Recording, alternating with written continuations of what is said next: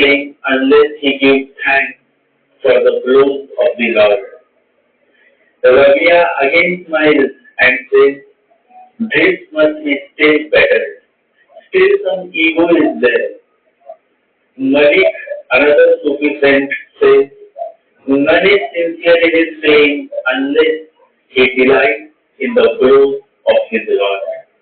Rabia again smiled and said, good, but still needs to be improved. A very stubborn ego is still hiding like a shadow. That they all said, Rabia, you yourself say, you guide us. And Rabia, one of the greatest Sufi saints, she says, none is sincere in his claim unless he forgets the blow in beholding his Lord. How beautiful is this, my fellows, and how deep. They all love the Master, but they could not forget the blows of the Master. And here is Rabia, the greatest Sufi saint, who says, when love is total, the blows cannot be remembered. So where is the question of being delighted to receive the Master's blows, or thankful, or tolerate the blows? The blows simply does not exist. A devoted disciple forgets the blows in beholding his compassionate, benevolent Master. Even when the Master hits, you feel tremendously happy. And the Master had to sit to make openings in your being. You have grown a hard crust around yourself that was necessary for survival. Otherwise, you would not have survived at all. You had to protect yourself against so many dangerous situations in life. But when you come to a Master, you have to drop that armor. And the armor may have gone so big that you cannot drop it. That the Master has to hit you. The Master has to use a sledgehammer. He has to cut many chunks of your being because they are not really part of your being. And when those chunks are removed and cut, it is painful. It hurts, but only then the Master can pour himself into you. The Master can pour himself into you only when you have no mind. Only when you have overcome the mind. Only when your mind is merged into your heart. And there is no mind but tremendous intelligence. Ketu therefore brings intelligence. But this intelligence is of very deep, very unique, and very rebellious by nature. Truth has always been rebellious. Jesus was rebellious.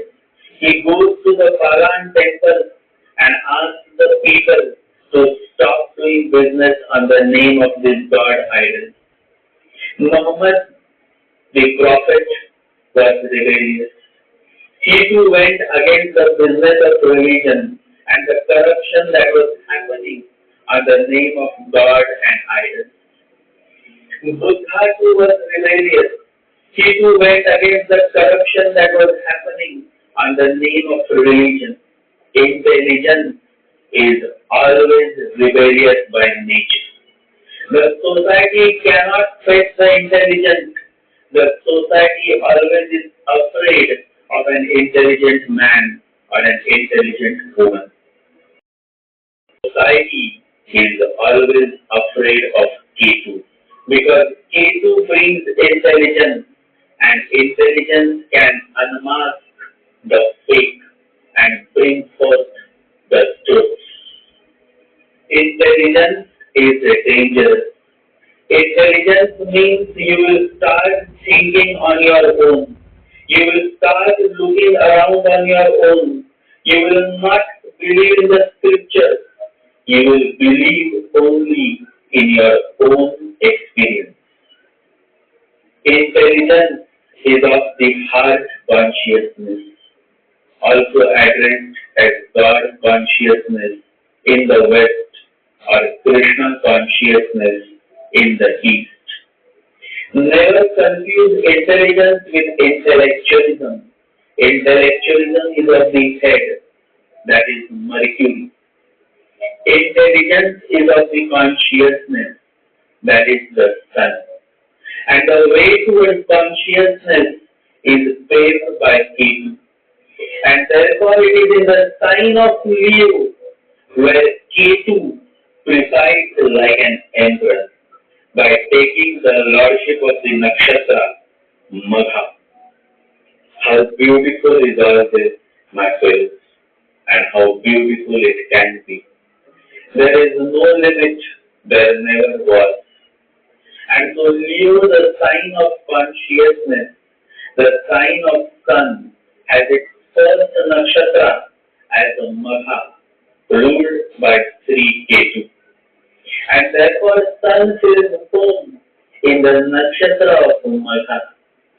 Sun is extremely comfortable in the royal abode of Ketu in Magha nakshatra. Magha is called the royal abode.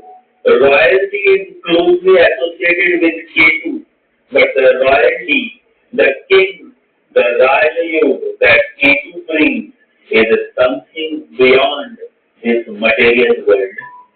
You become the king of kings, but you rose naked, and yet you become king of kings. You become a Diogenes. He had nothing, and yet he had that which emperors and kings never had. He was one of the greatest yogi of the West, a greatest saint.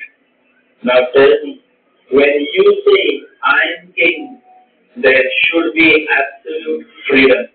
No worry, no tension, no obstruction, no obsession, no possession.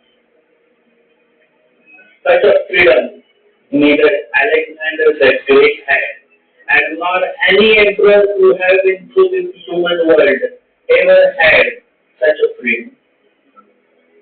Such a freedom only Jesus had, only Prophet had, only Mahavira had, only Krishna had, only Buddha had. Only a yogi could experience total freedom, and only that man and that woman who can experience total freedom is the real king.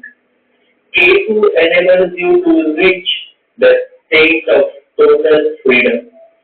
And therefore the nakshatra of Magha is addressed as the royal abode, the real king's seat. Because it is here where you become a great yogi, or you get the capacity to become a great yogi. Yogi Paramahamsa Yogananda had a Leo ascendant with Magha Nakshatra rising. And what a great yogi he was, what a beautiful autobiography he wrote, that it moved the hearts of millions across the globe. My salute to His Holiness Paramahamsa Yogananda, one of the greatest divine masters. Sun fills home in the nakshatra of Ketu, Magha. Consciousness fills home in the abode of Ketu. The sign of Leo, therefore, is not in its entirety beneficial for the Sun. The Sun fills home. The Sun has all the abilities to expand your consciousness only as long as in the Magha nakshatra of Leo sign. The moment Sun moves to Purva Falguni nakshatra, it starts becoming uncomfortable. And therefore I meet many who wonder that why Sun, in spite of being in Leo sign, does not favor in its totality. Purva Falguni nakshatra